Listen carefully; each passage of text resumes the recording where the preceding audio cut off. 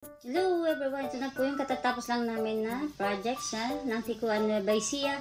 Ang size po niya ay 8 by 20, 2 rooms with sala and balcony. May grills na po yung balcony niya. Ayan, blue yung span roofing po niya. Ayan, may grills na po yung balcony niya. Ayan po yung design. Yung door niya is butterfly glass door. Ayan po. Ayan, punta po tayo sa sala. May TV divider na po siyang malaki. May sink at may exit door po siya. Ayan po yung pinaka-design niya sa sala. Punta po naman po tayo sa attic room niya. Ito po yung attic room niya na design. Wood design po yung vinyl tiles niya sa sahig. Dalawa po kasya dyan. Ayan, sa mga interesado mag-avail po ng ganyan, PM nyo lang po kami. Bahay Kubo ang benta. With your location for fast transaction. Location namin sa Carlos City, Pangasinan po.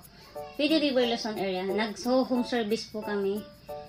Luzon area din po. Ayan, punta po tayo sa babang room.